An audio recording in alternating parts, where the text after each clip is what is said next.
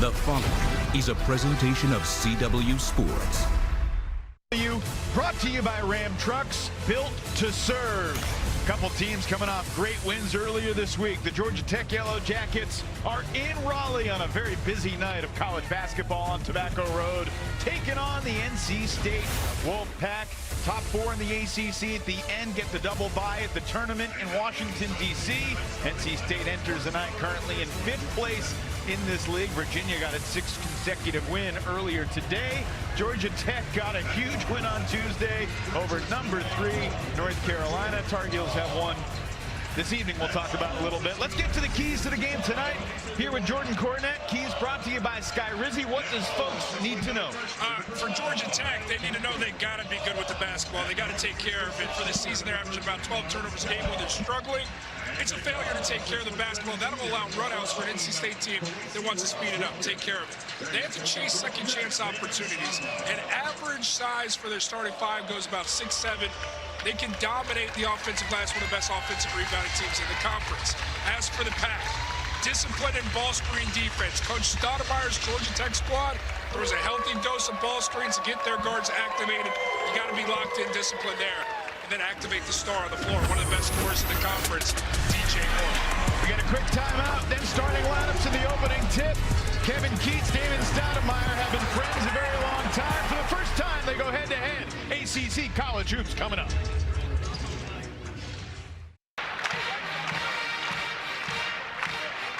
We are courtside at PNC Arena in Raleigh, North Carolina. First game of a doubleheader this evening on the CW. Syracuse and Wake Forest coming up in a couple of hours, but we are just about set for tip-off here between Georgia Tech and NC State.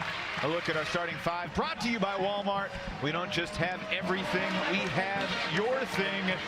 Former NC State big man Ibi Duana makes his return to Raleigh, and he will start for Damon Stoudemire tonight. And he'll be challenged on that other side for a guy wearing the Pack jersey now in DJ Burns, a guy who has an array of moves, has not been at his best these last string of games, but they'll still look to play through. The other notable note from that lineup, Ndongo.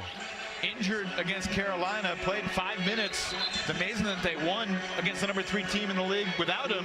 He's back, he's good to go. He practiced the past couple of days, no restrictions on bye. Spoke to just how impressive, as you mentioned, that Georgia Tech was able to do that for 36 minutes without one of their best players.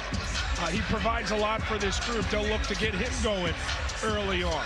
Duana just shared a hug near midcourt with Casey Morsell, about to jump at center circle with a guy that he's battled with and practiced many times here in this city.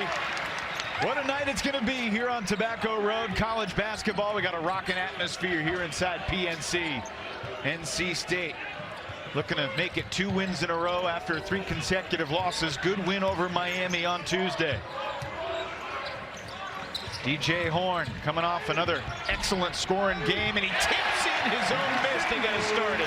Horn's momentum on the floater took him towards the basket, and how about the intuitiveness to stay with it, get one hand for the tip in, get him going early. We talked about the activation. It's begun. And how about this freshman Nate George, the lefty layup runner against a pretty feisty Tar Heel defense, and going with a right hand down the alley. George will earn a quick trip to the free throw line. Damon Stoudemire, year 1 at the helm of this Georgia Tech program. Their 3 ACC wins, Jordan, are against the 3 teams that began the day projected in the field of 68. Really enjoyed being around Coach Stoudemire today, watching how he engages with his team. He coaches them. Obviously, there's a level of respect because of what he's achieved as a player, but let's not forget also as a coach, really resurrected the Pacific program on his way out as a coach of the year. Goes to Boston with the Celtics and took a lot of his ideals from there, has established them with the Georgia Tech team that has had some surprise wins already. The fact that they've beaten Duke, Carolina, and Clemson, but that those are their only ACC wins in 10 games, what does that say to you about a team with a new coach in year 1? It says that there's a buy-in, and at their best, they're scary. Now, what coach is challenging them to do is find that consistency. Don't get bored with winning. Can you turn around and rise to that level when it's not versus a top 10 team? We'll find out this afternoon. O'Connell steps inside the line, and DJ Burns tips it up and in.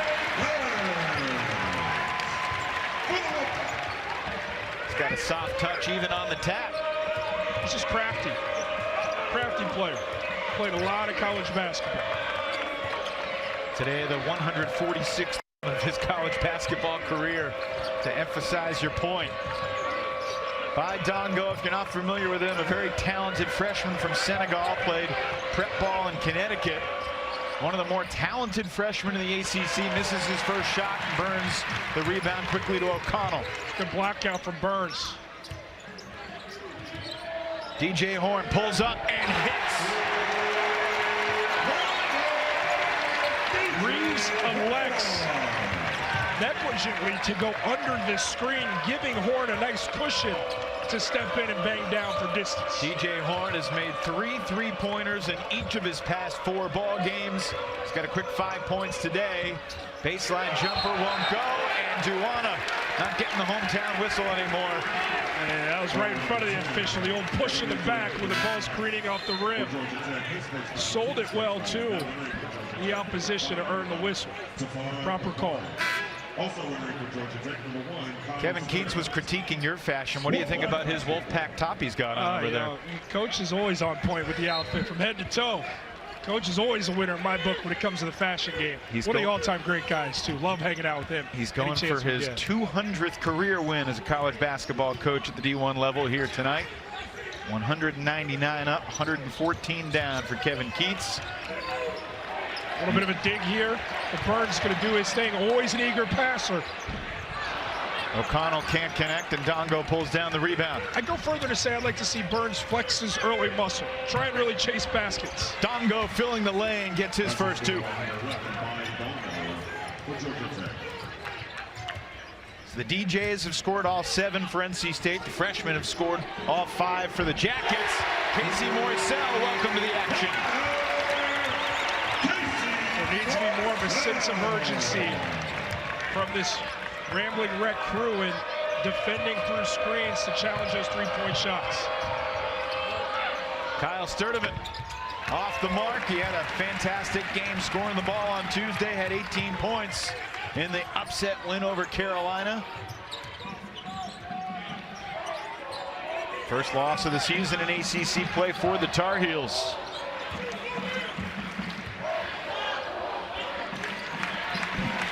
Burns zips it cross Beautiful court. Swing pass. Oxygen. Morcell's shot might have been deflected. That's where Burns is dangerous. In that low post, an eager passer, a skilled passer can look to swing and find looks for his guys. And a rare turnover for Nate George, who has done an uncharacteristically good job of taking care of the ball for a freshman. Plays with such a good pace, has a high IQ and understanding of the game. And talking with Coach Stoudemire, said, how did you land on this guy that seemingly was overlooked by so many major programs? He said, I went to watch some other guys, and then this guy caught my attention, and I noticed he was as good as the other guys, if not better. I said, that's the one we want. We went and got him, and he's been a huge part to these wins for this team. In his last 6 games, he's been special. Yeah, 14.2 points per game over the last 6 for George. Ben Middlebrooks into the game for the first time. Jaden Taylor looking for his first shot. Well defended. Oh, saved on the baseline. O'Connell splashes into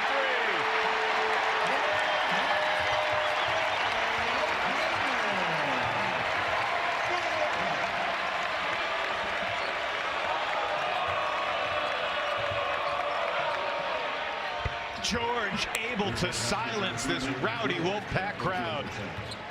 Again, the efficiency in the last 6 games, a guy who hovers around mid-20% from 3 has been around 38%. He's confident. Wild shot there from Horn, but tracked down by Middlebrooks. Energy, effort from the pack, fueling them early on. Bombs away from outside early in this game. They've already made 3 threes. They missed 4 other attempts.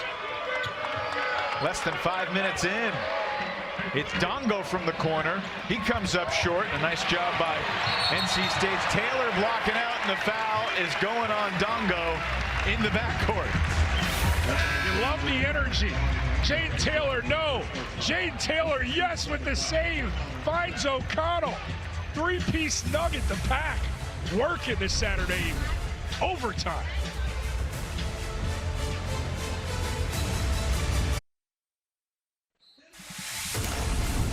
ACC basketball on the CW is brought to you by Walmart. We don't just have everything, we have your thing. Entertaining first 5 minutes tonight here in Raleigh. Meanwhile, Nathan George, for just a freshman, has hit some incredibly clutch shots this season, Jordan. I keep going back to it. When you're a freshman, there comes a point in the season where it starts to click. The way he approaches the game is very cerebral in nature, but now he's starting to become confident with his shot.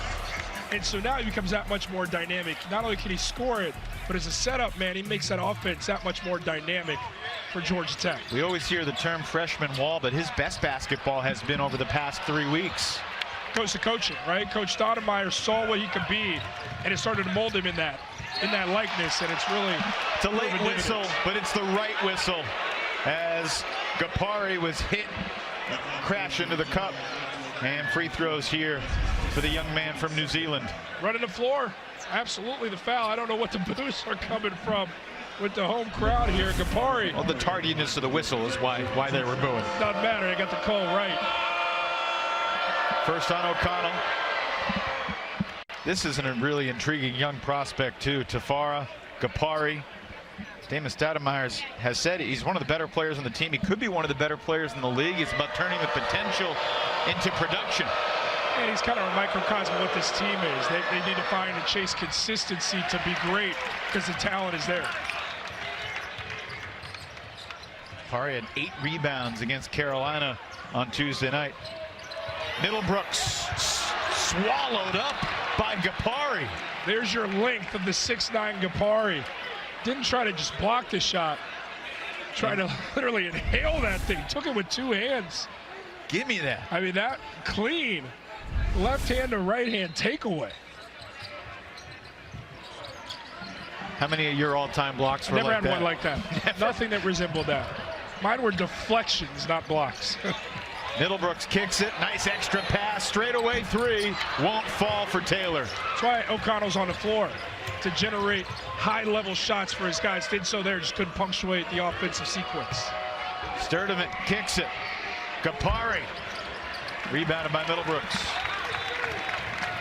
Thought it was interesting what Kevin Keith said about how having O'Connell in the lineup helped make Casey Morsell get better looks as a facilitator. Everybody. It also alleviates some of the pressure from Horn to have to operate as the primary handler, and he can become a more natural scorer where he's best suited.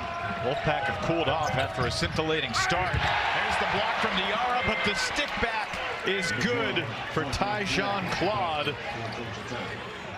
Bit of a homecoming game for him. He grew up in Goldsboro, about an hour from here. He's got about 15 friends and family in attendance. And Claude was massive in that Carolina win, especially when Dongo went down, going for 9 and 8. Ton of energy, and you just saw it in that last sequence. Free throws from Middlebrooks, the foul on Gapari. This is a physical basketball game right now through 6.5 minutes. And it's exactly what you expected from 2 teams that are clawing and fighting to improve upon their records and where they stand right now, but also 2 supremely confident teams coming off the wins they just had. Morsell back in.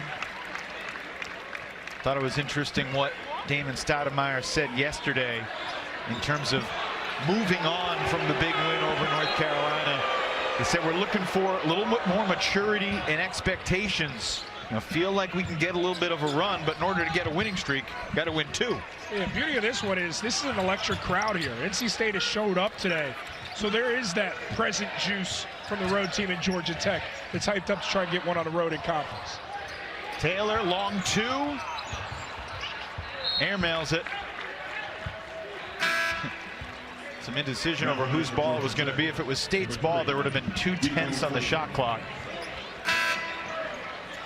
NC State just 1 of its last 11. They're 0 for their last 8. They haven't scored in nearly 3 minutes. Too much dribbling, not enough movement, not enough cutters. You're not getting the defense into rotation to be opportunistic. It's easy for that defense to stand, congeal, and just wait for plays to happen, and that's easy to defend.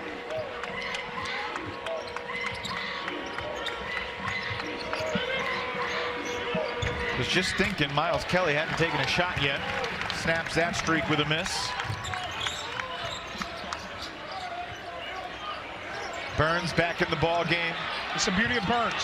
When you're stagnant, you can go down low to a guy who can start to make things happen. On the other block, it's Diarra. Georgia Tech basketball. I would go a little bit further if I'm DJ Burns. I love the eagerness. We talked about how skilled a passer he is. Get gluttonous. On those low post touches, go chase a basket. Your offense is struggling. Start to be a little bit more aggressive in your own ability to produce baskets rather than work it to guys who don't have it right now offensively. Miles Kelly, teardrop 2.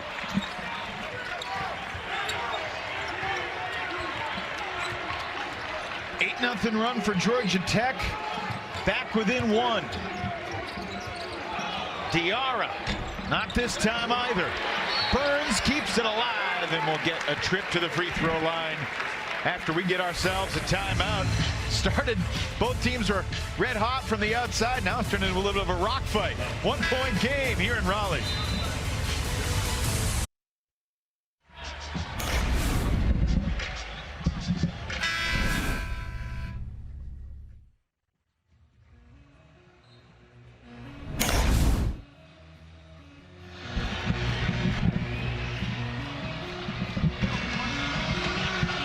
NC State leads Georgia Tech 13-12, 8 minutes gone here in the first half. ACC courtside Saturday on the CW. Tuesday night on Inside the NFL, the matchup is set for the big game. The guys take a look at the keys to victory for the 49ers and the Chiefs inside the NFL Super Bowl Preview Edition. Tuesday, 8/7 Central, only on the CW. Who you got? I'm not betting against that guy named Patrick Mahomes. I'm with you. It pains me as a Bengals fan because that is our new rival here in these last few seasons, but greatness is greatness. Well, the only team that's beaten Kansas City in a championship is your team and my team. That's right. Talking about the Patriots in 18, Brady's last hurrah. Got us to Super Bowl in 21. Yes, indeed. Sturdivant pulls it back outside. Debo Coleman out there for the first time today. Dongo into the lane, and a good contest from Burns, but he's called for the foul, and Claude will shoot 2. But it's how Dongo operates in that short corner position on the catch. Sometimes guys get sped up on that catch. It's an unusual place to operate. That's why zones typically work. But on that one, as the dive guy in the man defense, he catches, composes, delivers to Claude right there in the middle of the paint to earn 2 free throws. Tyjon Claude, Moravian Prep, to Morehead State, to Western Carolina, to Georgia Tech. Some day in the life of a college basketball player in this era. Tell me I'm wrong. What were you thinking, staying at the same school for 4 years in a row? I don't know. I'm sure Coach Bray would have loved to get me the heck out of Dodge. Sorry, Coach. Maybe if you blocked a few more shots like Tyjon Claude did. I stuck around for the weather there in South Bend. It was That's beautiful right. During basketball season. DJ Burns banging on the block, can't score.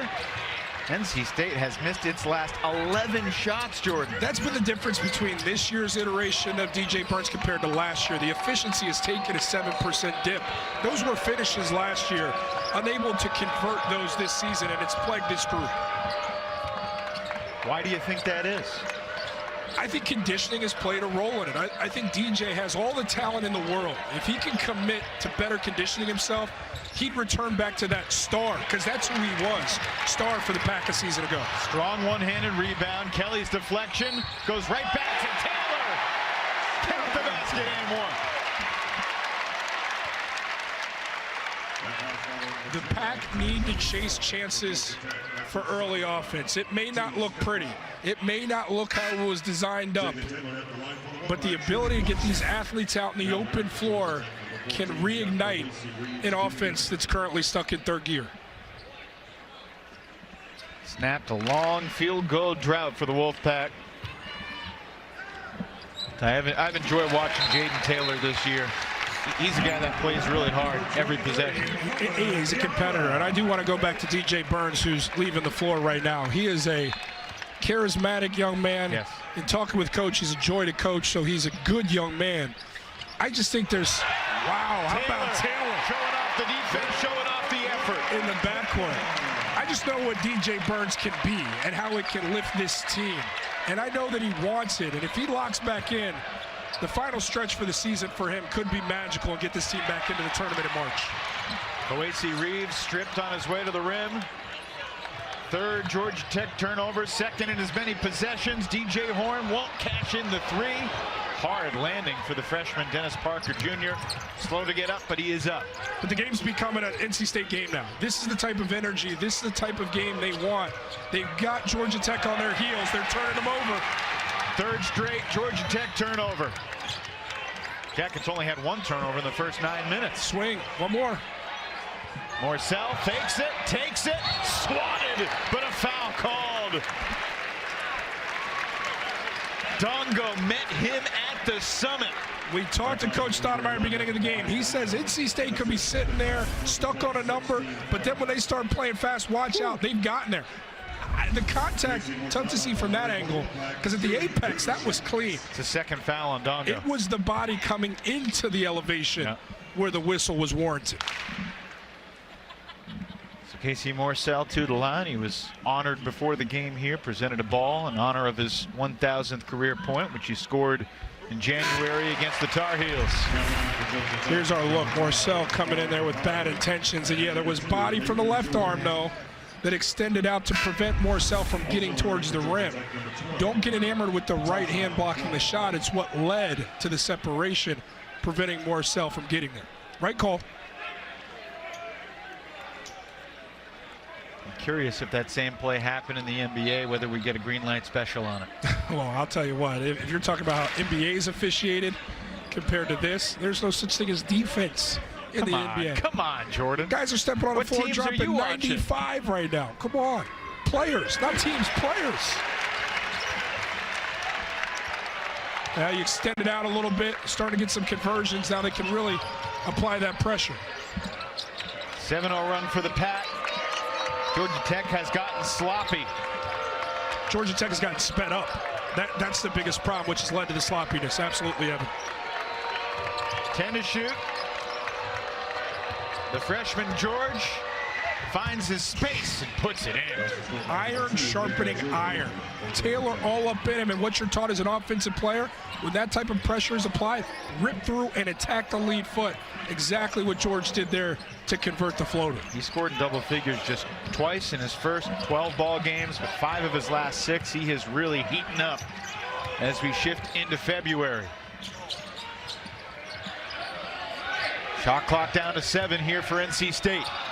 Jaden Taylor pops and buries the three. Morsell did an elite job of sucking Kelly over towards him to then allow the step-in three from Taylor. Feels like all of NC State's 25 points came in like 2 3-minute bursts. The first 3 minutes of the game and these last 3 minutes here since the under-12 timeout. Now there's a renewed sense of energy and defensive effort, too. It's infectious when the ball's going in the basket. To Taylor's oldest time in a college game, 18 to 22-year-olds fall in love with the jumper when it's going. They'll give you everything everywhere on the floor. Sounds like there's some old post guy, throw the ball inside to me too, seeping into that comment. Timeout taken by Damon Stoudemire. Maybe a tad. 8:34 to play in this first half. Winner of this game will be finishing off a 2-0 week. And who knows what's going to happen down the road in Chapel Hill tonight. Talked about NC State trying to get into the top 4 for tournament seeding purposes. But really every game just feels monumental right now around the ACC, presented by T-Mobile. Busy 7-game Saturday. Miami was down 10 at the under-12 timeout in the second half. Raleigh to win Coral Gables. And Clemson, former NC State guard Jack Clark had a shot at the buzzer to win it. Top of the key. But Virginia prevails. How about Virginia? A team that was left for dead so early in the season, 8-3 in conference now. Notre Dame Pitt just getting underway. Wake Syracuse game 2 of our doubleheader tonight. There's a general prevailing narrative out there with Carolina Duke that, oh, it was a blessing in disguise. UNC losing to Georgia Tech on Tuesday. Now they're refocused, heading back home to play Duke. Do you buy into that at all? I never saw a loss as a blessing in my life, in any facet of my life. I don't know how such a thing can be true.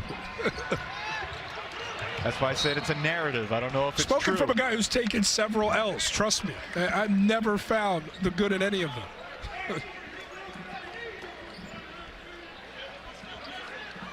Georgia Tech basketball. Claude, Coleman, George, Sturdivant, and Gapari, the 5 on the floor for Georgia Tech. In and out for Debo Coleman, but on the glass, Gapari, I make it Claude keeping it alive, sets up Sturdivant for 2. It's a great effort from Claude to chase the second chance opportunity, not force one just because he got the offensive rebound, but kick it to a cutter with momentum to get a floater to go. Important basket, trying to keep Georgia Tech connected here in this first half. Horn on nearly NC State's first turnover, but instead it's a foul on Gapari. And now Gapari and Claude and Dongo all have 2 fouls apiece. And with that, we'll take you to a timeout. We got 7:43 to play in the first half. Damon Stoudemire has some foul trouble to figure out. ACC basketball on the CW is brought to you by Ram Trucks, built to serve.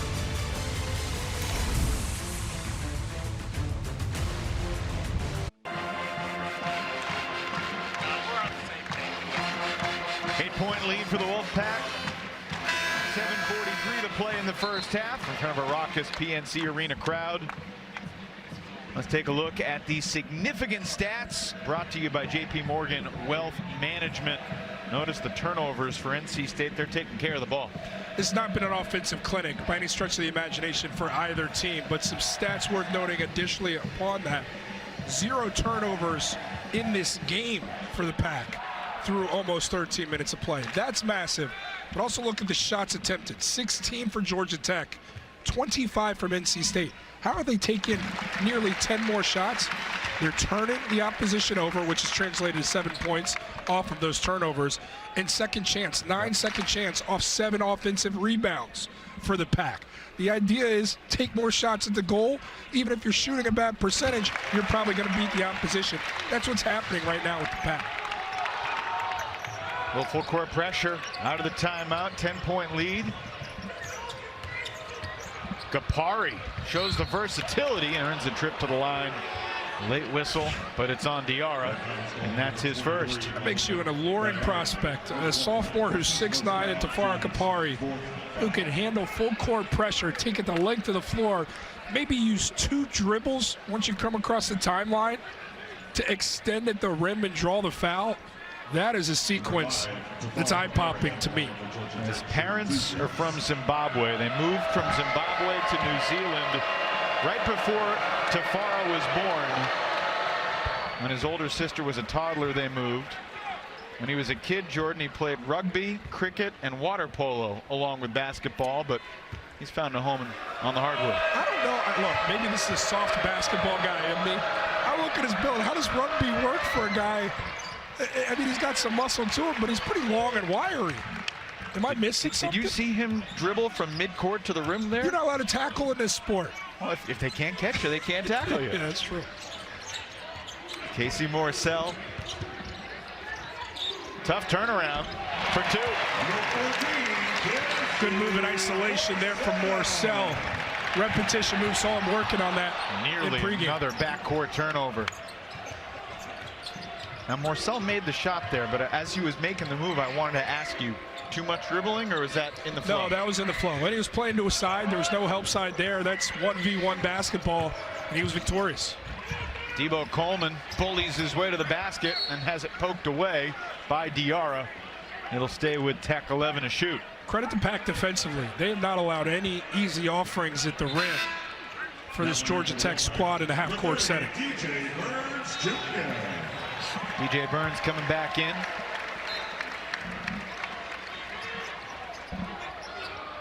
Burns has been active. 4 points, 4 rebounds, 2 assists, while not giving it away at all. In just 6 minutes so far. Fouls on Cam Woods. Foul on number 2, Cam Woods for the Wolfpack. That's his first foul. Team's 5th foul. 5th foul in the pack here in this first half. Georgia Tech has had success recently here in Raleigh. Lost last year, but won the 4 previous trips to PNC. Contested corner 3 won't go, but it's another offensive rebound. Tyjon Claude fouled by Burns. To the dismay of the Wolfpack fans here in Raleigh. And it was a travel, for the record, before the contact. And Coach Stoudemire saying to Claude, slow down. I know you've got some of your people here as you're returning semi-close to home, but slow it down. Let the game come to you. Coach Stoudemire has such a good feel and pulse for his guys. You can tell there's a mutual respect from player to coach. They're absorbing everything he tells them, whether it be in shoot-around or the heat of the game. Excellent defense by Middlebrooks, who just came in after Burns picked up his 2nd foul. At this end of the floor, Wolfpack have made 4 of their last 5 shots. 8 first half points already for Jaden Taylor. Woods for 3. Rebounded by George. Nate George has 7 points to lead the Jackets. Looking for more. Got them all. 3 for George. He's into double figures for the 6th time in the last 7 ball games. And defensively, Orange's got to do a little bit more. You're allowing a nice rhythm bounce comfortably from George to step into a 3. You got to apply a little bit more pressure, make it uncomfortable for the handler. You can see George's confidence growing. It's fun to watch. Taylor unable to answer. Gapari pulls down another rebound for the Yellow Jackets. Claude on the dive into Middlebrooks. I'll tell you, Claude, more good action, great energy. If on that catch he plays off of 2, he might dunk on top of the contact. There is an element now that Coach Stoudemire's tipped me off to it. Understanding Claude's energy is helping that activity, but also play with a little bit more of a pace to you. You can have some and-one opportunities here. Well, tomorrow, Live Golf Mayakoba concludes with a final round. You can watch John Rahm, Joaquin Niemann, and all the Live superstars battle it out to see who walks away with the first win of the 2024 season. Live Golf Mayakoba tomorrow, 1 p.m. Eastern, 10 a.m. Pacific on the CW.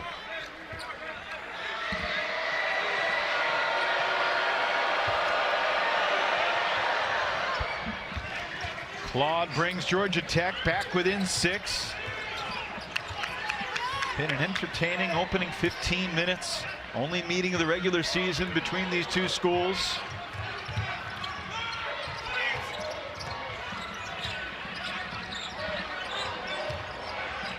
Morcell hands it off for O'Connell. Over to Taylor. Clock down to 6. Taylor, hop, skip, and a jump, turns it over. First giveaway of the day. Great defense from Miles Kelly, discipline. George kicks it. Kelly fumbles the catch. Wanted to shoot it before he caught it. Morcell, rebounded by Claude. This game has had just a weird feel to it, Jordan. Both teams have been hot, and both teams have been cold. Yeah, there's been a lot of cold from beyond the arc from these two teams. Dare I say, start chasing better looks from 2 at this point in the contest. Georgia Tech's 2 for 8. NC State's 4 for 16. Free throws coming here for Georgia Tech. O'Connell picks up his 2nd.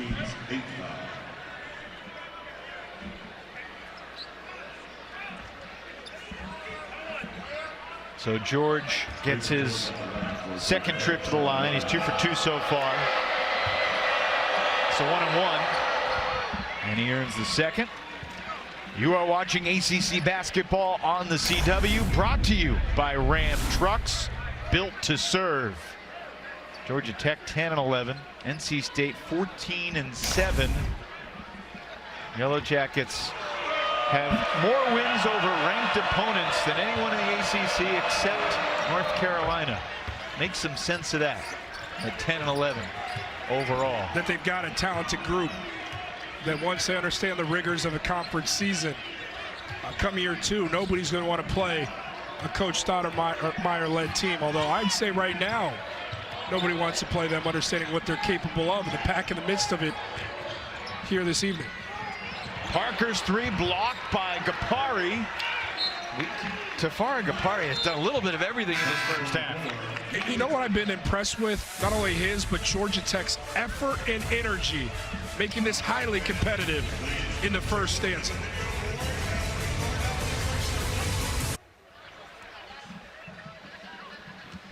Let's take a look at our Pacific Life game summary presented by Pacific Life, creating financial security for more than 150 years. Jordan Cornett, we have seen a little bit of everything in this first half. Yeah, there hasn't been a ton of offense, but it has been high-level competition from both teams, fighting on the backboard, defensively locking in. Hasn't been a lot of shot making. That's been at a premium in this one for sure, but watching Nathan George, he is one guy who has been efficient. He's been taking care of the basketball. Again, it's kind of a staple with how he plays. Only one turnover. Hasn't been the setup man we've been accustomed to. He's taking it upon himself to go score the ball. From a field goal perspective, George is 3 for 4. The rest of his team is 4 for 16. 12 points for George, 13 for the rest of the Jackets. First game of our courtside Saturday doubleheader here at PNC Arena.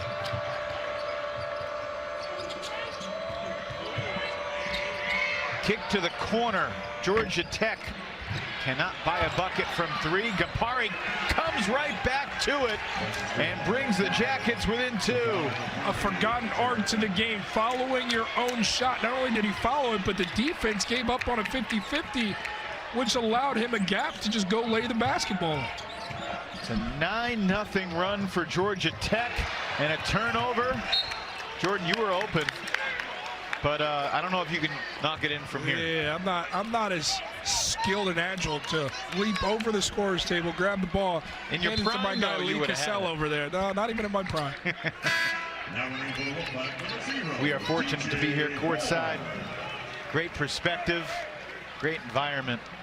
One of my favorite things here at NC State is an hour before the game, there's like a stampede of students that race in for the best seats right behind us. They're some of the most passionate fans in all of collegiate athletics. No They're question. going to show up for their group.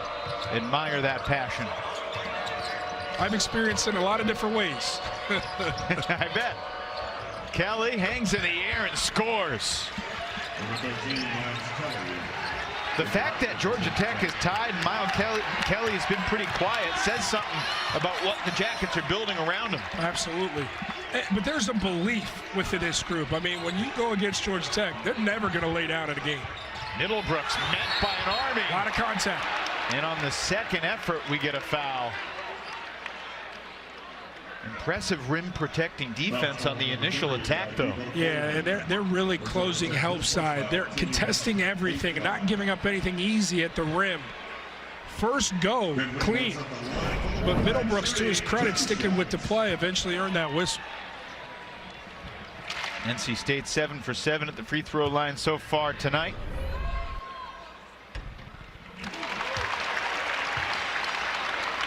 Ben Middlebrooks had 14 in the game against Wake Forest a few weeks ago, where he didn't miss a shot. Only 12 points in his last 4 games since then. 1 for 2. Blame the play-by-play guy if you want for the miss. It's a little bit of a jinx, just a little bit. He made the one right after I said it, though. Long pass, daring pass, it worked out. Beautiful ball movement. You got to take that one for George. You got to take that, George. O'Connell the steal. Plays it back for Horn. Buckets. Big swing right there.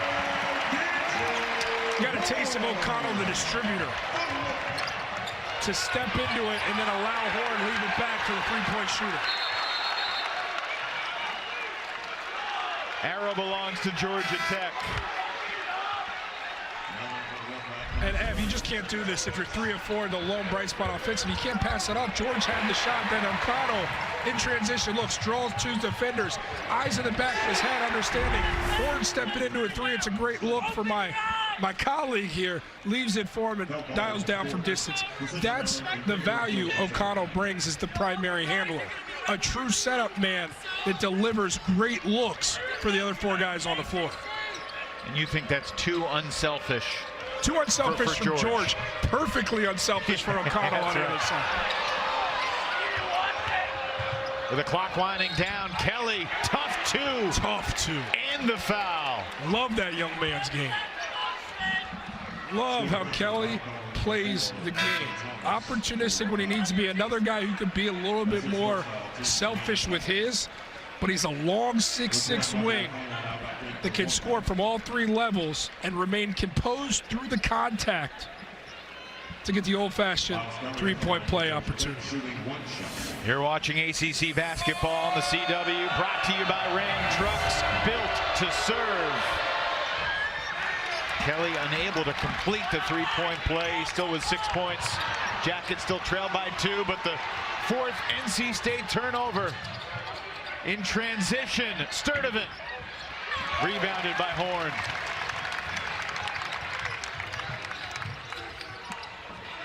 Horn's got 10 points, 3 rebounds in this first half.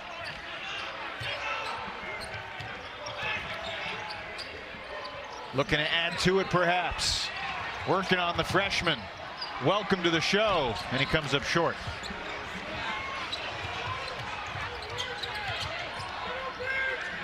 Oh, you got to take advantage here, George. George's turn.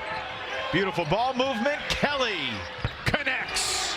All starts with George's ability to get into the painted area. At that point, you collapse the defense. The Packer firmly in rotations. Advantage Georgia Tech. And Kelly gets a sublime look from distance. First lead of the game for Georgia Tech. They were down 7-2 and 13-4 in the opening minutes. Trailed by as many as 10 at 25-15. In fact, they trailed by as many as 11 at 29-18. Final minute of this first half. Coming up on the Subaru halftime report, we will get a preview from Tom Wormy and Mike Dubinsky, or courtside the Joel Coliseum. Game 2 of our doubleheader, the Orange and the Deeks. You'll also have the exquisite expert first half analysis from Jordan Cornett here in Raleigh. Don't oversell. Do not oversell. No pressure, buddy.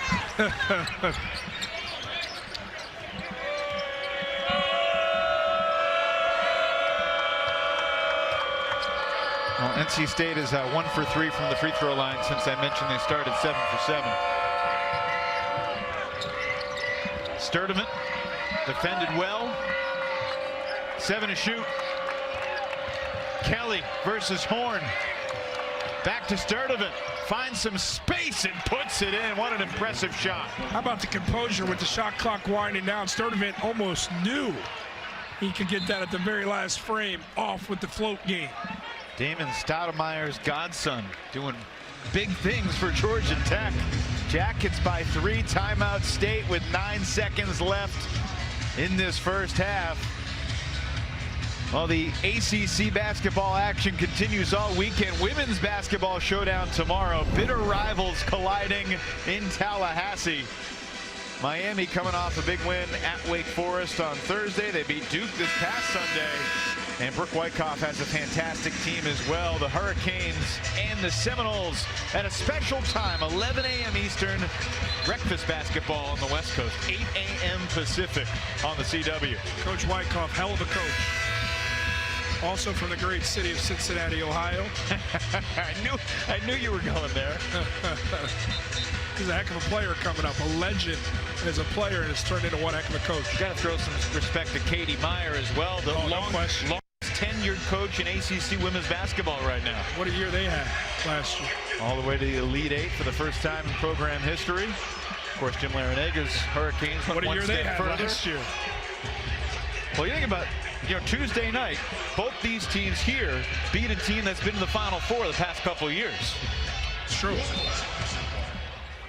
9 seconds left. NC State just 5 for 18 from 3. Middlebrooks to the basket. 7/10 on the clock, and Middlebrooks will shoot 2. Miles Kelly was in position, understanding come help side with Middlebrooks as the dive guy. You just got to step in and take the charge there, not trying to defend. Like Kelly sees it. You got to get one more quicker step there, offer your body up to the basketball higher powers, take that charge. There was room for him to plan outside the restricted area. Because he anticipated, he just didn't execute that final step in to let the contact and the momentum of Middlebrooks do its job. How will that go in a film room, from your experience? Depending on what the point of emphasis is with the coach, but if I'm sure a coach with his IQ sees that, says one more step in, take the charge. That's a turnover. That'll do it for the first half. Georgia Tech, despite those last free throws, closes the half on an 18-6 run. It's been a wacky day in the ACC. We saw Miami down double digits, come from behind and win. Already seen a double-digit deficit in the first half overcome here in Raleigh. DJ Horn of the Pack, Damon Stoudemire and the Jackets. We got ourselves a one-point game on an ACC courtside Saturday.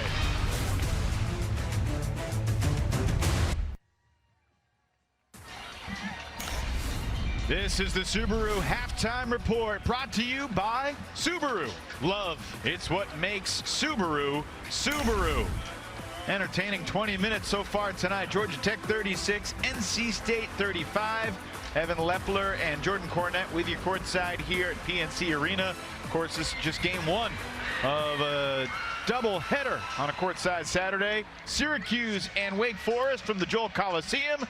Right after us, they'll be up next. Tom Wormy and Mike Jaminski standing by for a preview. 4 from Raleigh on the other side of the break.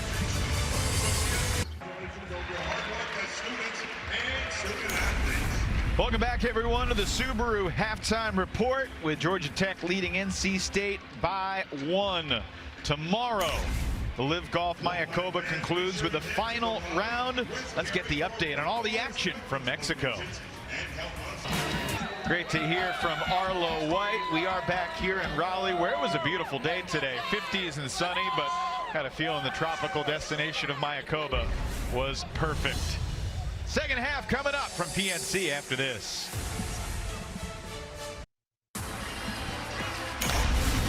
Back with you on a courtside Saturday here on the CW, presented by Subaru with our halftime report. Evan Lepler, Jordan Cornette hanging out here courtside. We got a one-point game at the half. Jordan, both teams made their runs. Both teams had spurts. What's going to decide this thing in the second 20? You know, what we saw in those runs is how these teams did it. And truthfully, Georgia Tech was able to get back in this with their bench. Their bench really gave them a lift, outscoring NC State's 13-3, some timely plays, but doing it in the paint. They're getting into that painted area. They're starting to have some success there. They started to take care of the basketball a little bit, which allowed their offense to find that rhythm. And of course, there's firepower on the Wolfpack side to be able to keep it, you know, back and forth trading punches. But I was really impressed with the fight down the stretch in the last few minutes from this Georgia Tech group. There's a lot of shot makers on this Pack team when they're humming, and they started to get back in it. But I'll tell you what, George is a guy that can set the table for his teammates, and then it becomes infectious. They start to believe, and we've got a good one this evening. Who's the most valuable freshman whose last name is George in the ACC, Keyshawn or Nate? Well, I'd have to go with Nate right now, just for this stretch of basketball, what he's done for Georgia Tech. And he's a primary handler. I mean, that's a lot of responsibility to put on a freshman to figure it out, and it seems like he has. First half stats presented by Subaru. NC State started hot and then cooled off considerably. They were 3 for 5 from 3. And after that, just 2 for their last 13. Second half coming up from PNC Arena.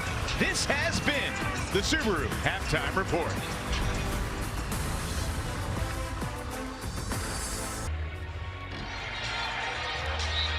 Kevin Keats and company led by as many as 11, but they're down 1 as the second half gets ready to start. Interesting dynamic for the Wolfpack during the Kevin Keats era. As every season, Jordan, he's had to replace his leading scorer. You look at this list: Dennis Smith, Al Freeman, Torin Dorn, CJ Bryce.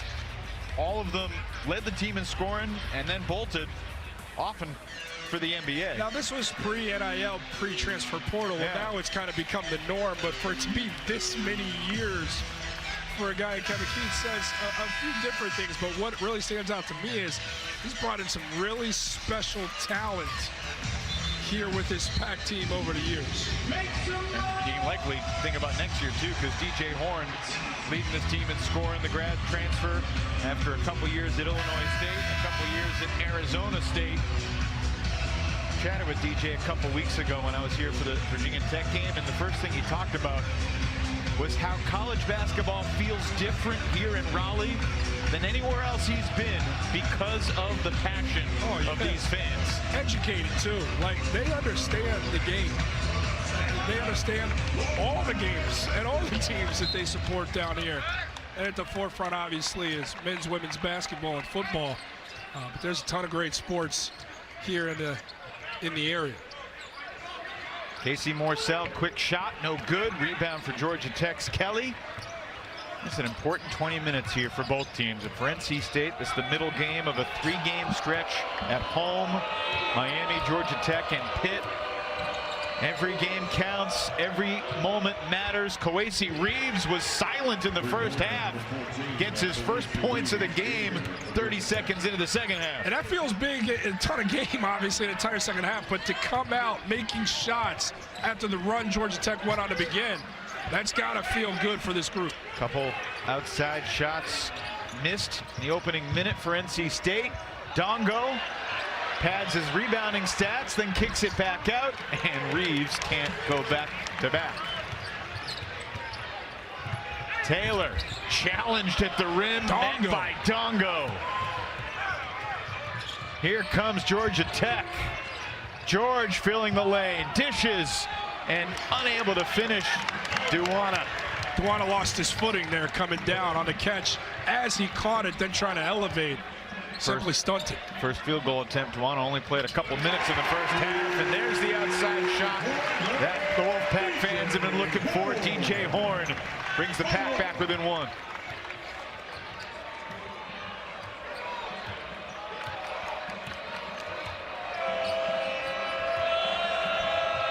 First half points for Nate George. There's the left hand that fans from Chapel Hill will remember well.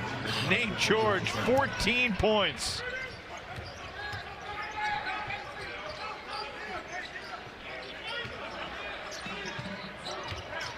Morsell unable to hit over Dongo, and here comes Georgia Tech again.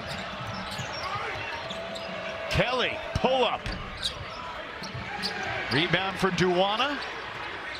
Good pass. Kelly again, knocks it down. It's a great look. The best opportunity for the three-point shot off an offensive rebound. How about the extra pass from Reeves? Largest lead of the game for Georgia Tech. Horn was hit, and he scores. Foul on Kelly, and DJ Horn with 15 and looking for more. Impressive body control midair through the contact as a jump shooter off the right rhythm bounce off the ball screen from Burns to hit it. DJ Horn at the line for Wolfpack, shooting one shot. The 142nd game of DJ Horn's college basketball odyssey. Of course, he was a high school senior here in Raleigh at Trinity Christian, so he had some sense of what the fans were like.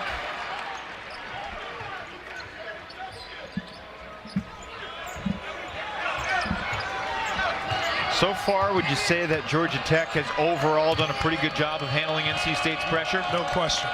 No question, especially early on with the struggles they were having.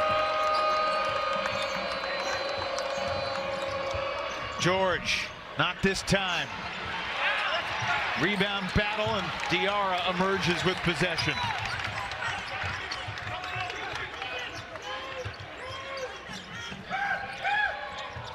Horn. Why not?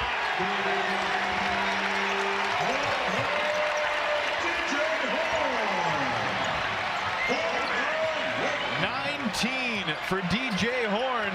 Next highest scorer on his team's Jaden Taylor with 8. Kelly made O'Connell fall down. Unable to make the shot though, and here's O'Connell the other way. Morsell to the basket.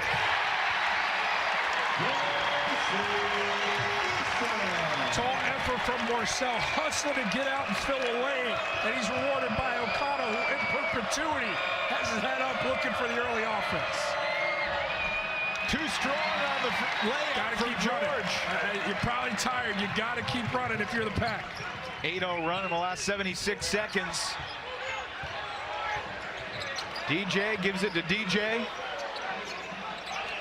Horn feeling it. That's a bad shot. That's a bad shot. And I know Horn has that green light. That's a bad one. As soon as he left his hands, he knew it. Yeah, that's a bad one. It's a great one if it goes in. It's a great one.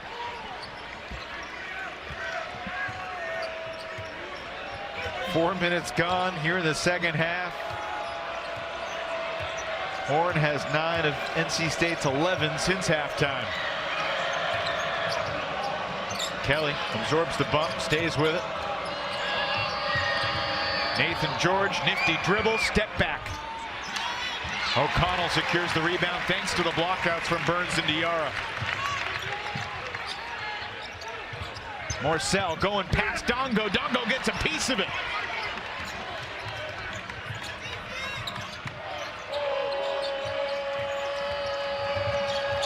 Kelly hit a wet spot, able to maintain possession. Everybody's got to be aware of that wet spot near the top of the key right now. As we play on, 10 to shoot. George to the foul line, teardrop, around and out. Burns the one-handed rebound. It's a good move within the rhythm of the offense.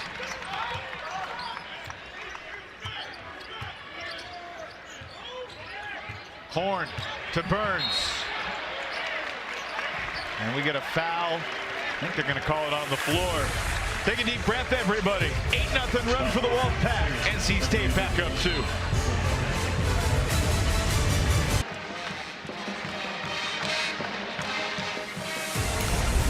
ACC basketball on the CW is brought to you by Ram Trucks, built to serve. Fans rocking here at PNC Arena. NC State leads 46-44. Don't forget to check out the CW's brand new hit series that critics are calling fresh and fiery and, quote, a damn good time. Watch Wild Cards this Monday night, 9/8 Central, or stream for free anytime on the CW app. Before the first media timeout here in the second half, Jordan Cornett, we had 22 shots taken from the field in the first 5 minutes, 8 seconds. So the pace is quick. Two teams only shooting just a hair over 30% combined, though. But DJ Horn shot out of a cannon in this second half with those 9 points, couple triples. Burns, unable to tip it in, gets it back. Goaltending. And an unnecessary goaltend from Dongo. I don't know if that angle was going to be a conversion once again. We'll get another look here. I mean, maybe, but either way, not thinking it, by not even giving it a chance, taking it off the glass. 6 points for Burns, and it's now a 10-0 run for NC State. Jaden Taylor up in the pressure on Kyle Sturdivant. And there's a bad pass intercepted by O'Connell. The veteran takes it for 2.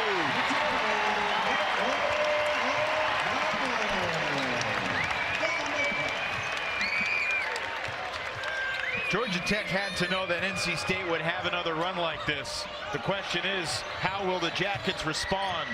Gapari, wave it off, traveling violation.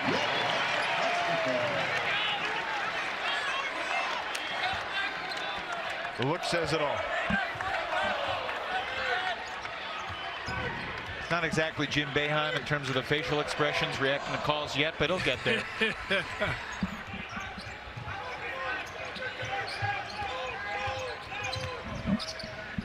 O'Connell inside for Burns. He's a big man, but can't convert that time. Loose ball finds Kelly outside. These are the same moves that these shots were typically fall a season ago. They're just not at the clip this year. Jackets needed that in a massive way. Resilient bunch, they're always going to stay in attack mode now, chasing the early offense off of misses. Miles Kelly's now got 15 points, leading the way for Georgia Tech. Nate George currently on the bench. He's got 14. We got 13 and change left in the second half.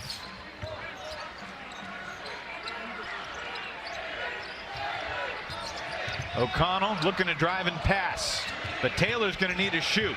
With a clock winding down, he gets to the rim. Burns back from the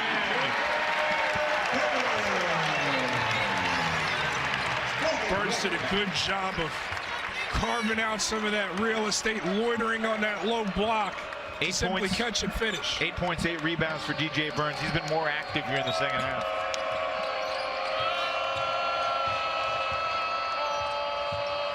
Sturdivant takes it. 9th rebound of the night for DJ Burns. Taylor blocked, but fouled. I don't know how Taylor got that open on a seam coming across the timeline. Nobody defensively on the left half of the floor getting back in transition. 3rd foul on Gapari. He thought he had his own coming away from it. I don't even think he knew anybody was in pursuit. Ambitious elevation there from Jaden Taylor. And look, the foul wasn't egregious. It honestly looked like it was more ball than anything, but you're not going to reward a defense that's lackadaisical getting back. That is beat down the floor by the ball. And number 3, Debo Coleman. Entering for the Wolfpack, number 34, Ben Middlebrooks. Middlebrooks back in. Burns, good few minute stretch there. Morcell also back in for Diarra.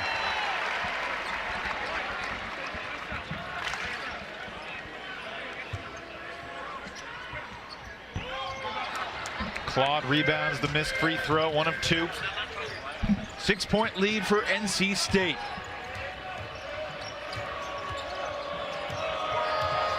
Wolfpack would love to get this one today. Would love to win Wednesday night against Pittsburgh before hitting the road for Wake Forest and Clemson. Pretty good look there. Good defense from Middlebrooks, staying vertical and not violating, but still challenging and altering the layup opportunity.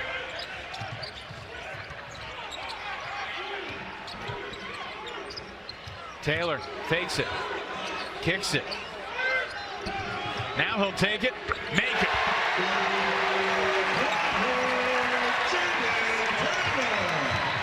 How about this possession?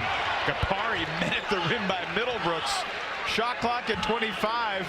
Might as well turn the clock off. Just let these guys continue to play 93 feet. 11:45 to go. NC State's opened up 9-point lead.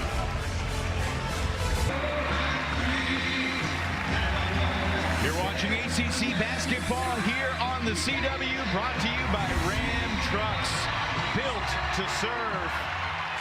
Cool moment here at PNC Arena on Military Appreciation Day, honoring some long-time veterans.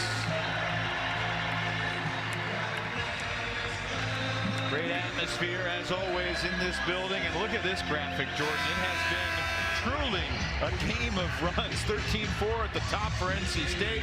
Jackets scored 8 straight to get back within 1. Back and forth, we go on a seesaw. Yeah, but this is not what Coach Steinmeier wanted. This was his big concern coming in, is that this is an NC State team that can go on runs, and we don't want to be chasing. We want to keep this game playing at a certain pace, but not let it get away from us. And right now, the shot-making ability of these explosive guards who can play at that pace and thrive at that pace is overwhelming Georgia Tech.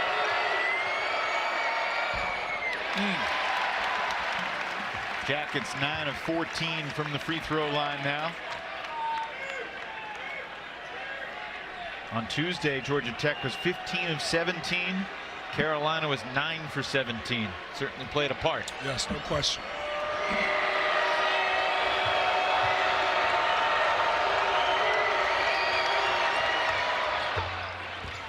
Georgia Tech's win on Tuesday night was their first home win over a top 3 team since January of 1994.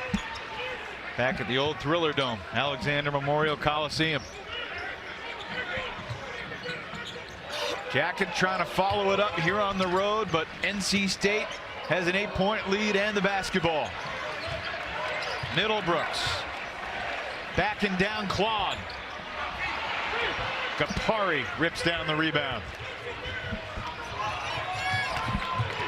Tafara Kapari gliding all the way and he can't finish. Wow. It's like gravity just didn't apply. He's so long, covers so much space. The foul. It's on Georgia Tech. Are they gonna call a jump? Initial signal from Isaac Barnett was a foul. And that's going to be the call. Said O'Connell got the ball and he was wrapped up from behind. O'Connell's ball, bear hug from behind. Kapari couldn't keep the jump ball and the tie-up without coming over the top there. That's 4 on Kapari, which is too bad for viewers who like guys that can fly. That was different, the way he moved down the floor. Nobody picked him up. Like a gazelle.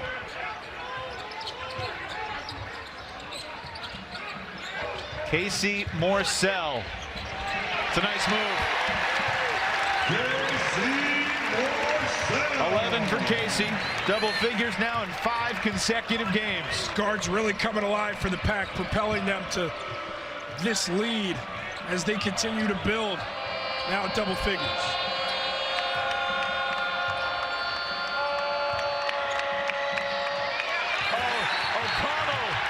It away, and I didn't even hear the whistle in here. It's gotten so loud. Just a miscommunication here. Claude looking to hand it off to Sturtevant, and quite simply, Sturtevant didn't come to the basketball like Claude needed him to, and O'Connell just jumped right in with the physical effort to rip it away. Claude just picked up his 4th foul a minute after Kapari picked up his 4th foul. Claude stays out there, though, with 10+ minutes to play. Jackets shift into his zone. In this zone, you got to get Morsell the touch. That's where you collapse the defense at that mid-post. Touch for Taylor, missed the shot. Kelly tapped the rebound off Middlebrook's head. He keeps it alive inside. Morsell, catch, and finish.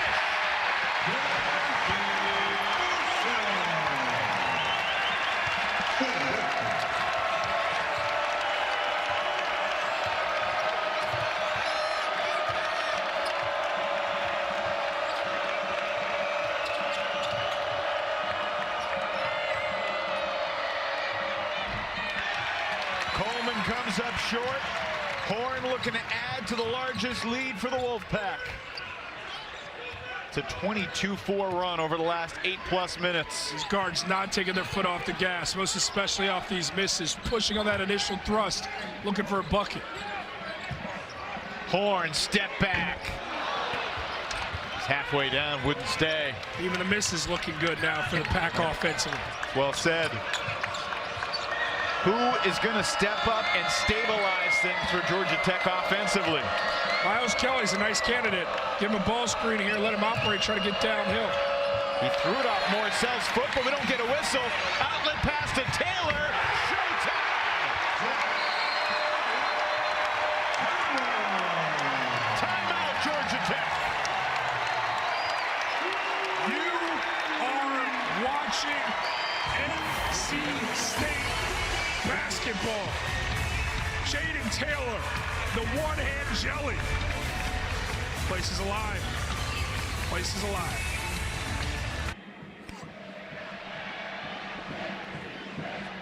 Wolfpack feeling good inside the NC State huddle.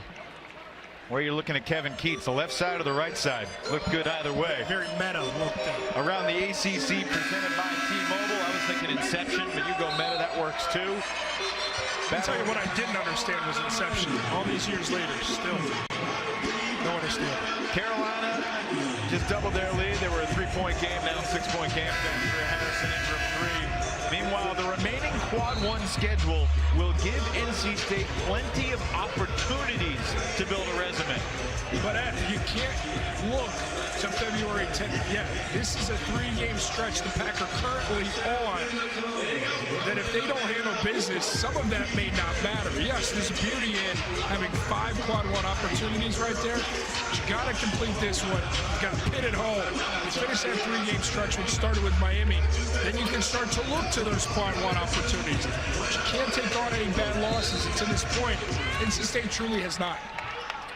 No bad losses, but they are 0-5 in quad 1 games. That's why that's up there. It's a very smart graphic because those are needed when the opportunity comes. Evan Lepler with Jordan Cornett. Thanks for joining us on a busy Saturday in ACC basketball. Kind of reminded me like a round of 32 NCAA evening in the ACC. Games at 5:30, 6:30, 7:30, 8. It's a fun evening for ACC basketball fans. Dongo just picked up his 3rd foul, and now he's got just 2 points, 4 rebounds in 17 minutes. Jordan averages about 13 points per game. Damon Stoudemire asked yesterday, is he okay? And Damon just answered in 3 words, yeah, he playing. Yeah, that's exactly how he said it, very matter of fact, but you still got to factor in, you don't play those 36 minutes of that game. There is a little bit of rust. That's how fine-tuned college athletes are and creatures of habit. O'Connell rebounded by Kelly. Georgia Tech down 14, needs to score points quickly. Corner 3 for Reeves. Koasi Reeves with his 2nd triple of the half. It's good execution of the early offense. An initial push from Kelly. George back to Kelly, then ultimately Reeves in the corner. A good 3-person kind of weave of sorts in a half-court setting. Taylor. NC State does not want to just settle for outside shots right now. Especially quick, empty possessions. That allows more possessions and a team trailing by 13 to climb quickly back. A beautiful pass. Better block, but a foul on Middlebrooks will send Dongo to the line after the timeout. 7:30 remaining. NC State clinging to an 11-point lead.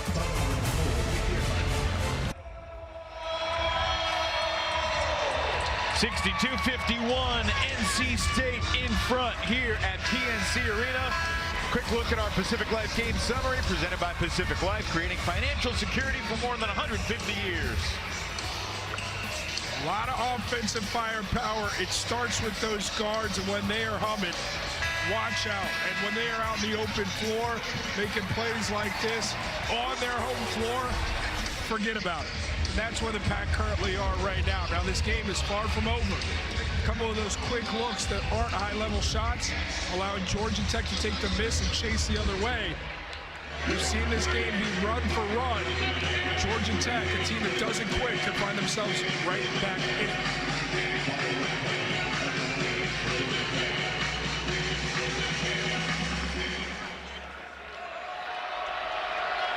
Dongo at the line, out of the timeout.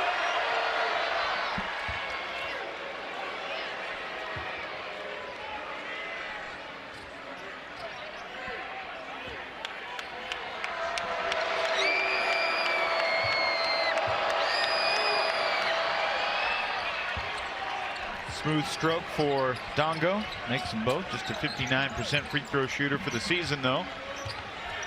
Back to a 9-point game. See if Georgia Tech can turn up the defensive intensity. A little bit more patient here in terms of how they operate. Understand it. Assistant coach Joel Justice is now you want to get into it. Yeah, now you're down to 12. Now you got to go. Morcell to Burns. What do we got? It's a foul on Dongo, and it's his 4th. So Dongo, Kapari, and Claude all have 4 personal fouls apiece. Claude is coming back in. I'll tell you, I've been really impressed with DJ Burns' effort in this game today. His ability to play, stay in this game, play minutes that are you know, right around, I think they'll be happy with if they can play him around 20. Right now he's trending towards 15 minutes, but the rebounds, how he's competed on the backboard, how he's drawn the whistle to get some of these Georgia Tech defenders in foul trouble. It's the most rebounds he's had in a game in 2024. And it started right away. There was an effort that was very present from him from the gate. And then when you can sub him out for a guy like Middlebrooks, there's like a yin and a yang vibe with how they approach the game. You're a little bit faster, more athletic, more versatile with Middlebrooks, so then you get the scoring, the facilitator through which you play through his main artery when you have Burns in the game. Never thought about Burns and Middlebrooks as yin and yang, but I like it. They're going to check this to see if Sturdivant beat the buzzer. It was exceptionally close. Well, let me put it to you this way. Nobody's going to confuse Middlebrooks for Burns when they enter a room. Is that fair to say? I think that's absolutely fair to say. There is a contrast in stature. Just about everything.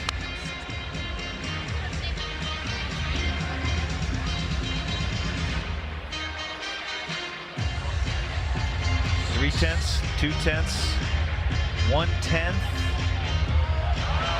I think it's no good. By about 3/100ths of a second.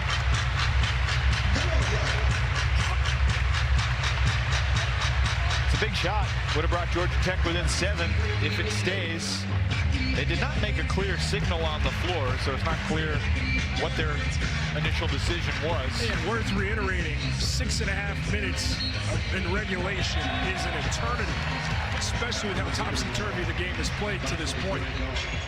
Wave it off, says Lee Cassell. Remains a 9-point NC State lead. When you get a basket waved off, you just want to say, son of a critch. If you thought growing up was hard, try doing it in the 80s. You can catch an all-new episode of the CW original comedy, Son of a Critch, Thursdays, 9, 8 Central, only on the CW. You can stream for free right now on the CW app, but wait till this game's over because it's going to be interesting here these next 6:32.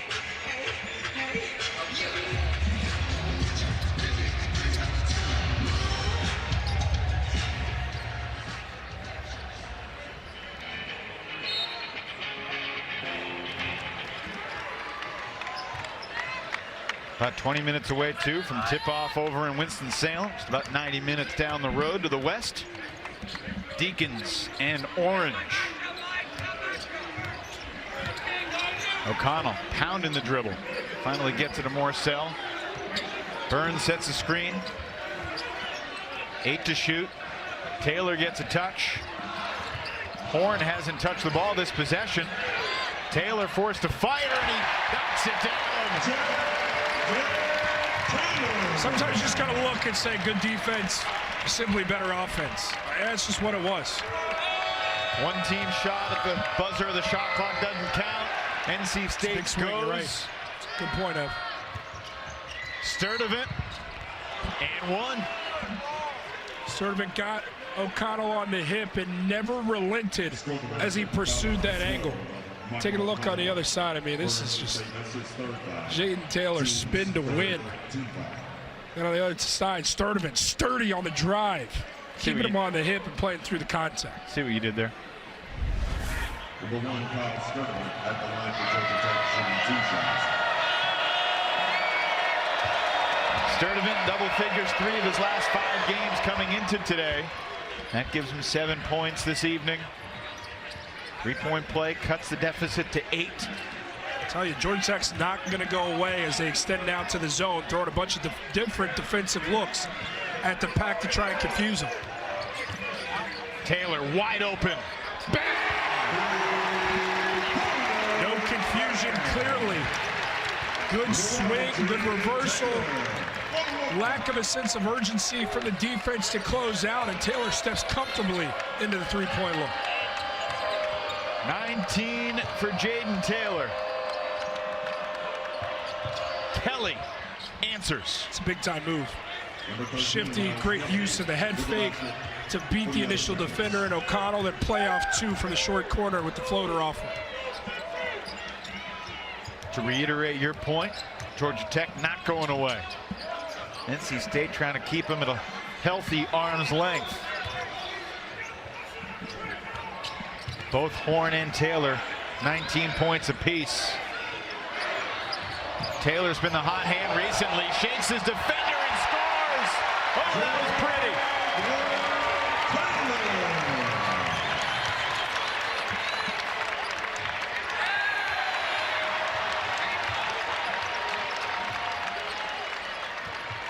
Damon Stoudemire not happy with that last possession. Taylor thought about it. Marcel will take it. Battle for the rebound, couple Jackets there. Reeves pulls it away from Claude. 11-point deficit, 4 minutes to play. Sturdivant, not there. I give the ball back to Jaden Taylor, see what trick he has up his sleeve here before the under 4. By the way, O'Connell just grabbed his 6th rebound to go along with 6 assists and 5 points. And that's beautiful for NC State. Morcell's been the 3rd scorer, and the Wolfpack extend their lead. This group is a 4-guard front, is a tough out. They found their lineup. Kawasi Reeves has had the hot hand here in the second half. It's his 3rd 3 since halftime. Tech back within 10, 3 and change left.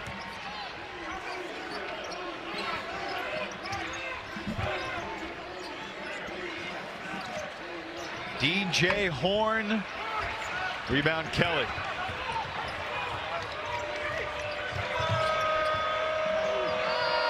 Kelly himself. Claude keeps it alive.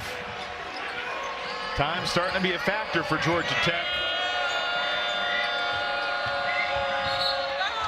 And a foul before the shot. It's only the 4th team foul on NC State, so it'll be Georgia Tech ball when we come back. I can promise you this, Jaden Taylor wants to keep playing basketball. Where'd he go? George, get up. Go ahead and finish this layup. I got more for you. Buckle up. Come on back. ACC basketball on the CW is brought to you by Pacific Life, creating financial security for more than 150 years. Student section's been rocking here in Raleigh, 71-61 with 2:53 to play. Coming up, Judah Mintz and Syracuse at the Joel Coliseum, just about 90 minutes down the road on I-40 to take on the Wake Forest Demon Deacons. Judah Mintz, number 2 in the nation in free throw attempts. Only the big man from Purdue, Zach Edey, has attempted more free throws this year. Wake's undefeated at home this year. So good ball game. In theory, get in the car, maybe catch that one live. I'm thinking about it. In case Wormy's voice gets tired late, I'll be ready to be the righty out of the bullpen. More. I thought I would have worn you out here, partner. Glutton for punishment. Want to do more work it's a good after question. sitting here with me for a couple hours. Do I go home or do I go to the Joel Coliseum to catch the last 10 minutes? There you go. It'll be a decision made on the drive home. Not this time for Reeves, but Dongo is going to get to the free throw line, cracked in the glass. Tony Chiazza makes the call from the baseline with 2:47 to play. Middlebrooks wholly unaware that the shot was coming off, missed so badly. Dongo was there to catch it before Middlebrooks could gain his bearings. No fault to Middlebrooks. It was that bad of a miss. Dongo staying with it. Well, Ben Middlebrooks has to go to the bench because he just picked up his 5th foul. 3 points, 6 rebounds in 15 minutes for Big Ben. Now the folks here in Raleigh in late game situations love to make noise in pursuit of free chicken. Not today. I don't know if there's 2 better words in the English language than free chicken. Free bacon? Free anything, truthfully. It's true. Just free. Come on. All I'll say is this body's no accident, all right? Bacon, chicken, throw them all together. Put the bacon on the chicken in the bacon. I don't care what you do.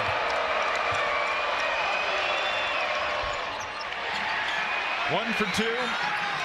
DJ Burns just grabbed his 10th rebound of the game.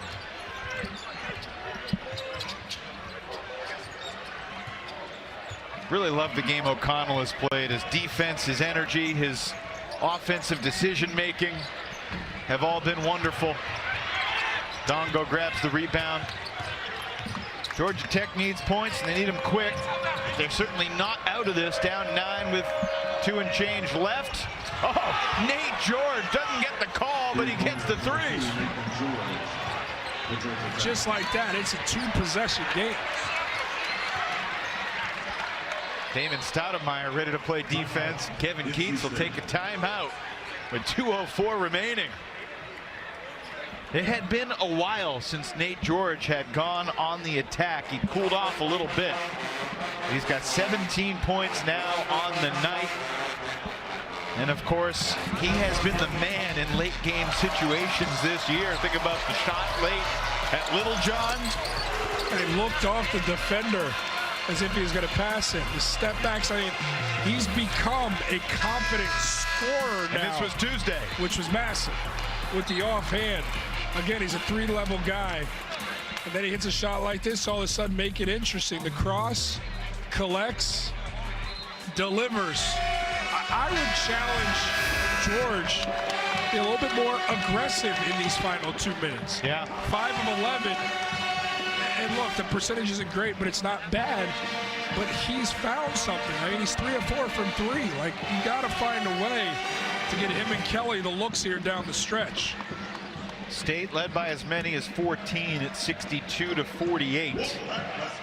Reeves on the floor, 3 of 5 from 3 as well, worth noting. Indeed. Horn to the basket. It's a quick shot, but he does draw the foul. 2 minutes on the clock. That's just a defensive mental lapse. I don't know how you allow a gap like that with what's on the line. 2 minutes remaining in the game.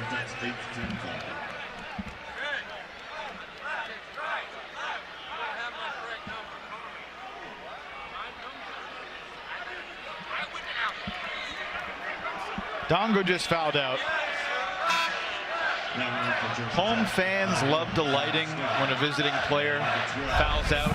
The right-left chant. Yeah, I mean, look at this angle. Like, you're almost all the way home without any real resistance. This Horn got there almost unscathed, but you're talking about the right-left chant when you foul out. Yeah. So you know what I would do? Because I fouled out plenty of times. Do a little foot fire? I would never sit out until the official would come over and make me. And I just shift back and forth off the right and the left. How long you want to play the game? We might get this a bunch because both Campari and Claude have 4 fouls apiece too. Smooth at the line for Horn. If you didn't hear, Dongo just took a seat. Not his best game. 5.7 rebounds, 20 minutes. But you see the tools in the 6'9" freshman from Senegal. All right, 8-point game, 21 for Horn. George gets it right back, takes it. Some contact, heavy contact. Shot, there's no whistle there for George. Ooh, and they call Sturdivant reaching in from behind. 1-and-1 here. I beg your pardon, 2 shots. And you tell me as we take a look right here. I mean, the hand on the hip, it looked like some contact on the right arm. The hand on the hip doesn't worry me as much, but I thought there was contact on that right arm. Unless maybe I took the bait from a shooter trying to sell it. Our vantage point isn't ideal for that one, but it did look like there was some contact. How you feel about DJ Horn's kicks? I don't understand fashion anymore, so that could be the coolest thing going. So I feel like I should just stay in my lane and try and analyze the game. I respect that. Had to ask. I'm a big sweats, hoodies, pullovers. I understand your wife's the real hero for finding your CW polo. It's big time. She's a real hero in life, no question. 90 seconds gone, left, I should say, and McConnell held him up. Absolutely the right call. Didn't allow Sturdivant to go behind his back. Number 4 in O'Connell. Officiating threw all over.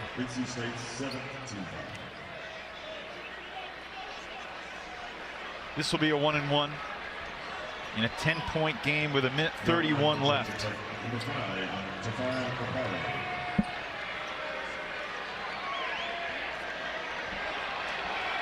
Jordan, NC State with only 3 turnovers today.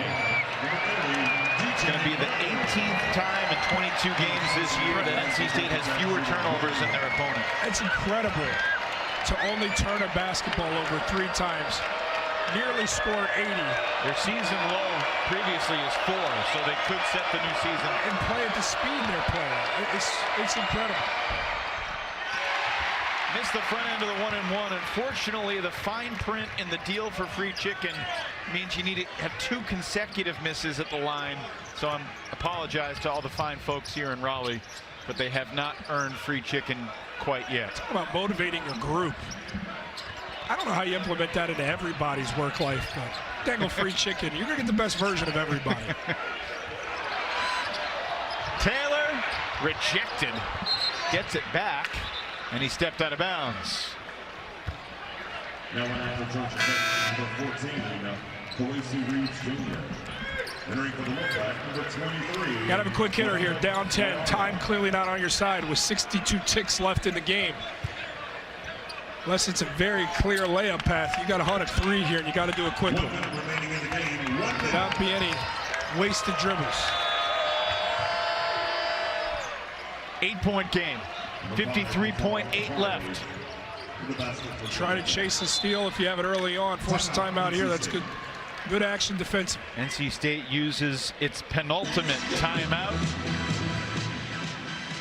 which gives us a chance to remind you that Hunter Salas and the Deeks are getting ready for tip-off over at the Joel. Wake Forest had a disappointing loss midweek against Pittsburgh.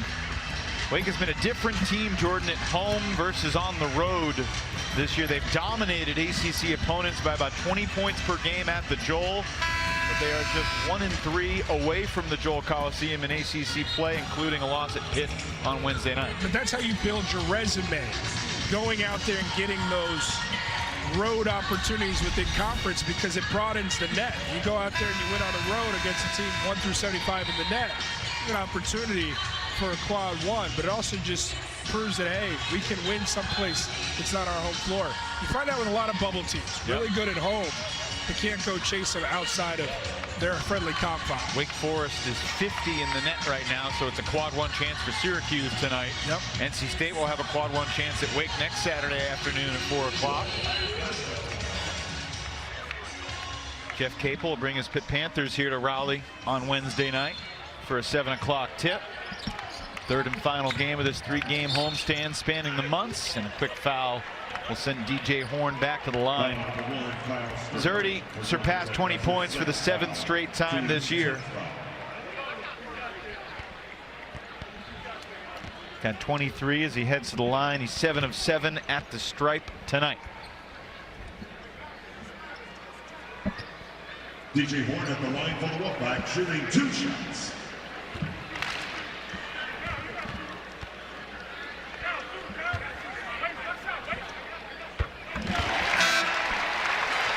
Now in for the Wolfpack, number 23, Muhammad Diarra.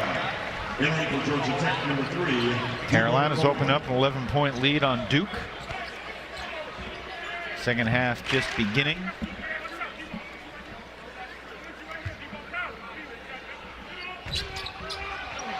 Gonna be a good week for the fighting Pitt Panthers.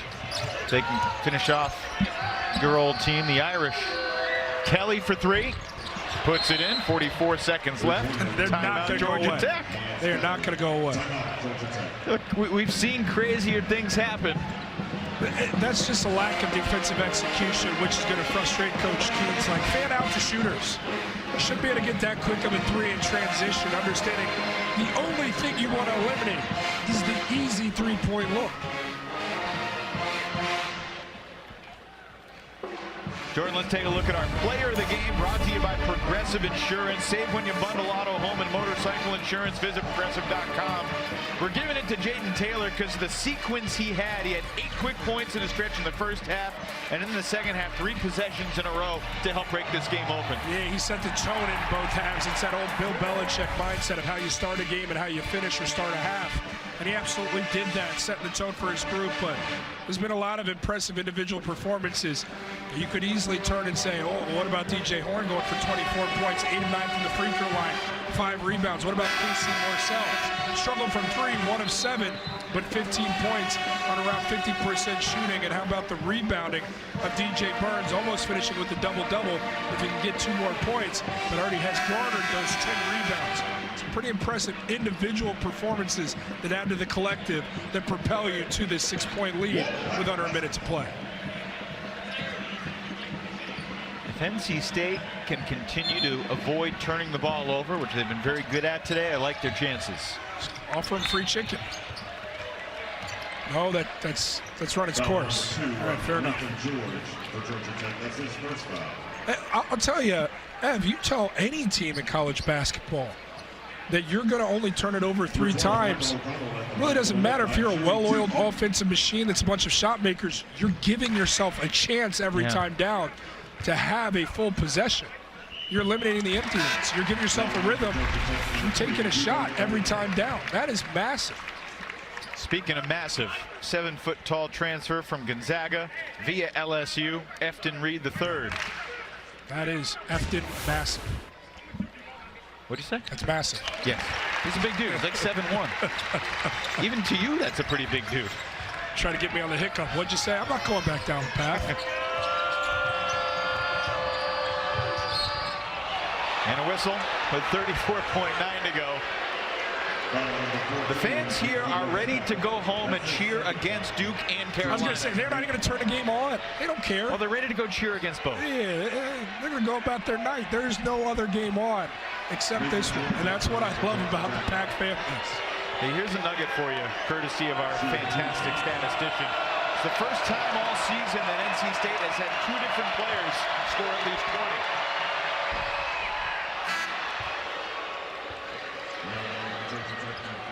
This pursuit of free chicken's getting a little frustrating now. They're getting a lot of opportunities to chase it. Just not happening. You can still pay for the chicken, folks. It doesn't taste the same. It doesn't taste the same. But it's still going to taste good. Again, 1 for 2. Close, but no cigar. And Kevin Keats takes a timeout before the foul. 30.7 remaining.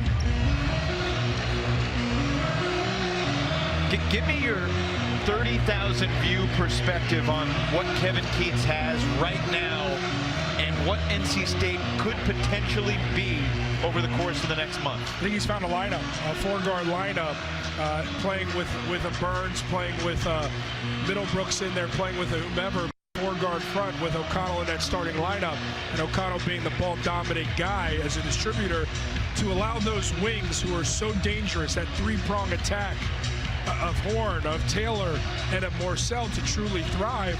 There's an explosion to this offense that is very intimidating, much like we've seen in years past where Coach Keats' squads have thrived. They're starting to capture that at an important part of the season. Do you enjoy projecting forward? Can you look at that upcoming schedule and tell me what you think? I look at opportunity. It's a must. 2-7, no matter what anybody says. 2-7 versus Pitt at home is a must. That finishes this 3-game stretch. That was important to not have any slip-ups. You want to get 1 of the 2 at Wake, you got to get Clemson? 1 on the road at Wake or at Clemson. You got to take care of Syracuse and Boston College at home, which is no easy task. And then you got to split versus Florida State and UNC. You'd love to get both there. That would have them in a really good spot. But it's possible. With how they're playing basketball, it's possible. It's very gluttonous, but that's how you need to think about it when you're going in. Players don't think about net, RPI, the net ranking, the quad 1 wins. They think about winning. It's the coach's job to circle and say, what do we have to do? The players must focus on the floor, the controllables. Control what you can. And there's certainly... this was after a missed free throw, so he can't run move. The baseline, and he traveled. Yeah, Morcell's played enough basketball. He's got to know better right there. This would be fascinating if it were a 6-point game. But 7-point game, 30 seconds again. NC State is out of timeouts right now. Georgia Tech has 1 left. We'll get you to Winston-Salem as soon as this is finished. Jackets need points quickly. Georgia Tech coming off the great win on Tuesday over Carolina. Running out of time. Sturdivant will get free throws, which I guess for the fans here is another chance to go crazy. Desperately seeking free chicken. You just think about the irony of Georgia Tech. You know, they win at Clemson, they beat Duke, they beat Carolina, NC State. I think you're going to be happy with, look, you're not going to be happy with losing if that's ultimately where this goes. It's still 21 seconds to determine it.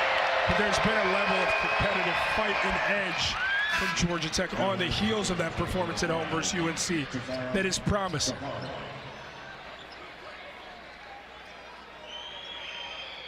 Damon Stoudemire with his no poultry for the fans game face.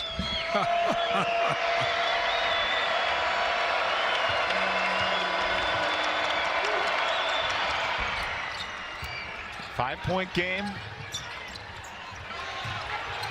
By the way, I think the spread was 7.5. So there's certainly a lot of folks out there who might still be very interested in the outcome of these next 17.1 seconds. And the fans get to do the left-right chant again because Kapari just picked up his 5th. Shout out to Mallory Jones on Twitter who said Caleb Martin was actually the first one to do the standing up left-right chant just to mess with the home fans. Thanks for that tidbit, Mallory.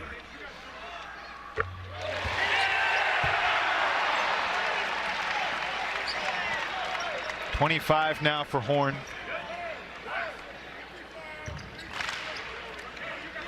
Season high 27 against Louisville. Now he's got 26, 10 of 11 from the line. Georgia Tech needs like a 5-point play here, and that does not exist. Coleman gives it up. Sturdivant kicks it. Reeves needs it. Got it with 3 seconds left. Good for the folks who took the Jackets and the points, but ultimately it's going to be NC State's day. Diarra and one with 1.2 to go. And this might be entering bad beat territory. I'll tell you what, that was a dangerous pass, the right pass. But if that gets mismanaged, no time leaves the clock. And then Georgia Tech has a chance to come down and chase points with 3 seconds left. But Jackets are not giving up here. it's a right pass and a smart pass on Morcell to look ahead to DR for the layup. Missed the free throw. 6 points is the final margin. Kevin Keats wins his 200th game as a D1 basketball coach. Wake Forest and Syracuse is coming up next from the Joel Coliseum. Always a pleasure being alongside Jordan Cornette. On behalf of our entire crew, Evan Leffler saying good night from Raleigh. NC State 82, Georgia Tech 76. Let's get you to Tom Wormy and Mike Jaminski in Winston-Salem.